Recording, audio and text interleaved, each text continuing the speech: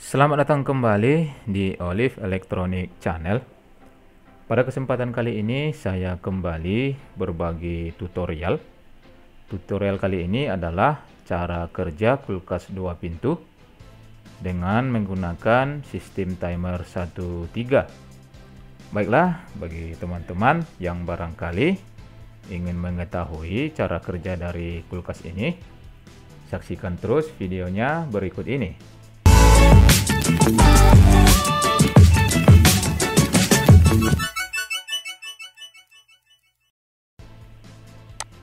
Oke, di sini seperti yang sudah teman-teman lihat ya. Di sini saya sudah hadirkan sebuah skema kulkas ya. Skema kelistrikan kulkas 2 pintu dengan timer 1-3. Seperti yang teman-teman lihat, di sini ada sebuah steker listrik ya, yang nantinya tentunya akan dicolokin ke stop kontak. Dan di sini ada door switch ya, door switch, dimana fungsi daripada door switch ini adalah ketika pintu daripada kulkas ditutup, maka untuk toggle switch daripada door switch ini akan menekan ya, dia akan menekan sehingga untuk terminal daripada door switch ini akan terputus ya, dimana sistem kerjanya adalah dengan sistem normally close ya.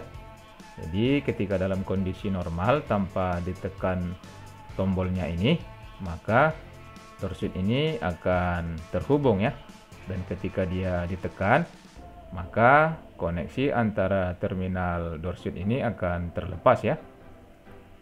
Oke, selanjutnya di sini ada sebuah lampu penerangan daripada kulkas ya, dimana lampu ini akan menyala ketika pintu daripada kulkas dibuka ya. Oke, selanjutnya bisa teman-teman lihat di sini ada simbol daripada termostat ya. Termostat ini bisa diperhatikan termostatnya. Termostat ini bekerja untuk mengontrol suhu ya, mengontrol suhu yang ada pada ruangan kulkas itu sendiri ya, dimana termostat ini nantinya kawatnya ini ya, ujung daripada kawat termostat ini akan dibuat di bagian ataupun di ruangan yang nantinya suhunya yang akan dikontrol ya. Dimana cara kerjanya, ketika termostat ini kita setting ya pada settingan tertentu, maka termostat ini nanti akan membaca suhu ruangan, dan termostat ini akan bekerja apabila suhu yang kita setting tadi tercapai atau memenuhi ya, sehingga terminal daripada termostat ini akan terputus ya. Alhasil aliran listrik ya akan terputus pada termostat ini ya, sehingga sistem pada kelistrikan kulkas akan berhenti bekerja ya. Dan di sini seperti yang sudah teman lihat ada skema daripada timer 1-3 ya. Timer 1-3 ini untuk skema kakinya ya, ini pin 1, 2, 3 dan 4, ini 1, 2, 3 dan 4 ya. Dikatakan dia timer 1-3 karena timer ini akan bekerja apabila diberikan sumber tegangan pada pin 1 dan pin 3 ya, dimana pin 1 dan 3 ini merupakan koil daripada motor yang ada di dalam timer ini ya, dimana sistem kerjanya berdasarkan prinsip kerja motor ya, dimana motor itu nanti akan menggerakkan gear yang ada di dalam timer ini. Oke. Kemudian di sini bisa teman-teman lihat dalam kondisi normal ya, kulkas bekerja, timer ini akan terhubung pinnya dari pin 3 ke pin 4 ya. Ini akan selalu terhubung dalam kondisi normal ya. Di sini ada tulisan NC atau normally close, maka dia akan selalu terhubung pin 3 dan 4. Dan dalam posisi atau kondisi seperti ini, maka kompresor kulkas ini akan aktif bekerja ya. Aktif bekerja, di mana untuk komponen daripada kompresor ini dilengkapi dengan adanya PTC dan overload ya. Ini kompresornya bisa diperhatikan untuk kompresor kulkasnya ya. Selanjutnya di sini ada PTC, dan PTC yang digunakan ini tergantung daripada kulkas itu sendiri ya, apakah kompresor menggunakan kapasitor running atau kapasitor starting. Dan apabila kompresor tersebut menggunakan PTC satu kaki, maka tidak menggunakan kapasitor running maupun starting ya. Oke, ini PTC nya, dan kemudian ini adalah overload nya ya. Oke, overload nya. Sehingga dalam posisi atau kondisi seperti ini, maka kompresor ini akan menyala ya, akan menyala, dimana untuk timer 13 ini untuk lamanya aktif bekerja kurang lebih sekitar 8 jam ya. Timer ini akan bekerja selama 8 jam untuk menghidupkan kompresor ini ya. Dan pada sistem ini juga diparalel dengan kipas ya, kipas yang ada di dalam bagian freezer ya, freezer daripada kulkas. Kipas ini akan menyala seiring menyalanya kompresor ini ya. Ini kipasnya. Oke. Dalam kondisi seperti ini ya, kompresor tetap menyala selama 8 jam sebelum terjadi proses pencairan bunga es ya, atau yang disebut dengan defrost. Oke. Untuk posisi defrost nanti, maka posisi dari pin atau koneksi daripada timer ini ya, untuk pin 34 nanti akan terputus dan akan tersambung ke pin 3 dan pin 2 ya. Pin 3 dan pin 2 akan terhubung pada saat defrost ya. Oke, selanjutnya di sini untuk defrost termonya bisa teman-teman lihat ya. Defrost termo ini juga bermacam-macam, ada yang menggunakan 3 kabel ya, yang sudah include di dalamnya thermofuse ya, dan yang ini menggunakan 2 kabel yang hanya defrost termonya saja ya. Oke, selanjutnya dalam posisi seperti ini ya, kondisi kulkas menyala selama 8 jam, otomatis suhu di dalam evaporator dia akan dingin ya, atau menjadi salju ya, bersalju di dalam evaporatornya. Maka dalam kondisi evaporator bersalju, defrost ini bekerja dengan sistem suhu ya, perubahan suhu ya, dengan suhunya mencapai kurang lebih sekitar 5 derajat, maaf ya, minus 5 derajat, maka defrost termo ini akan terhubung ya. Walaupun dalam kondisi timer ini bekerja selama 8 jam ya, mungkin atau katakanlah untuk defrost termo ini untuk mencapai suhu minus 5 derajat katakanlah dalam waktu 1 jam, maka kondisi defrost termo ini akan terhubung ya, walaupun belum berarti apa-apa atau belum berfungsi apa-apa pada sistem kelistrikan ya.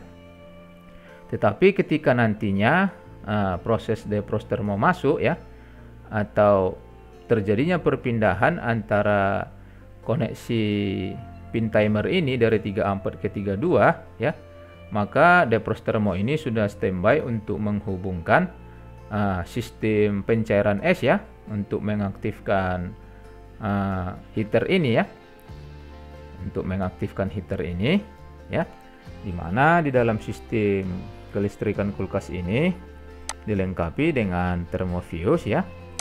Thermofuse ini dimana fungsinya nanti apabila terjadi kegagalan di dalam sistem pencairan bunga es ini ya, artinya ketika terjadinya kerusakan pada defrost termo atau defrost termo ini selalu on ya, maka otomatis heater ini akan selalu aktif bekerja ya, menyala. Jadi untuk mencegah terjadinya panas yang berlebih di dalam evaporator kulkas ya, maka defroster thermo ini berfungsi untuk memutus aliran listrik apabila suhu yang terdapat di dalam ruangan evaporator kulkas melebihi suhu dari 70 derajat ya, sehingga untuk komponen plastik yang ada di dalam ruangan evaporator tidak meleleh ya. Maka dengan temperatur melebihi 70 derajat maka fuse ini akan putus ya. Dimana heater yang digunakan di sini adalah kebanyakan adalah menggunakan heater kaca ya. Ini heater kaca. Selanjutnya ya, kita akan bahas pada saat posisi dia kondisi defrost ini ya. Untuk kondisi defrost bisa teman-teman perhatikan, ini ada perubahan. Yang tadinya dia terhubung pin 3 dan 4 sekarang terhubung pin 3 dan pin 2 ya. Ini bisa diperhatikan kondisi defrost, maka di sini kompresor akan padam ya. Kompresor padam, kipas juga padam ya. Dalam posisi ini terjadinya pencairan bunga es ya. Ini posisi 32 ya. Arus listrik mengalir dari steker ini masuk menuju termostat, masuk ke pin 3, diteruskan ke pin 2, masuk ke defroster thermo, di mana defroster thermo ini tadi sudah terhubung ya. Sebab untuk temperaturnya sudah tercapai ya, sekitar minus 5 derajat, sehingga defrost ini terkoneksi ya. Dengan terkoneksinya defroster thermo ini, maka akan menghubungkan arus listrik melalui termofuse ke heater. Maka heater bekerja ya.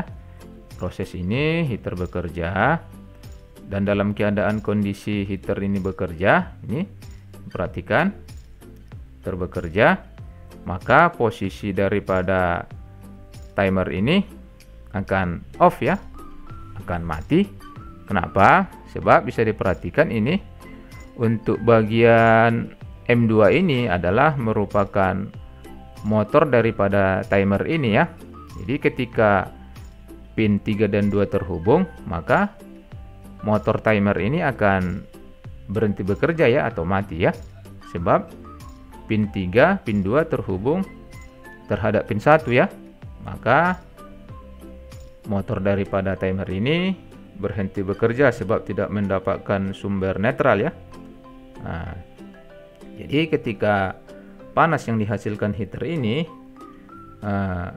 sudah mencapai sekitar kurang lebih dari 70 derajat Celcius ya, maka dengan panasnya ruangan di dalam freezer, maka otomatis defroster thermo ini akan terputus ya, koneksinya akan terputus, sehingga menyebabkan aliran listrik terputus ke heater ya.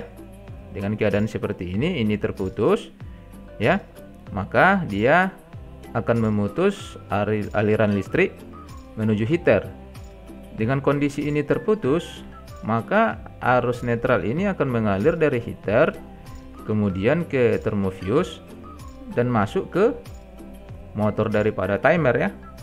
Motor daripada timer ini, sehingga motor timer ini bekerja ya. Dia bekerja setelah kurang lebih 15 menit, maka kontak ini akan kembali berpindah ke pin 3 dan pin 4 ya, sehingga menyebabkan kompresor kembali menyala dan kipas juga ikut menyala.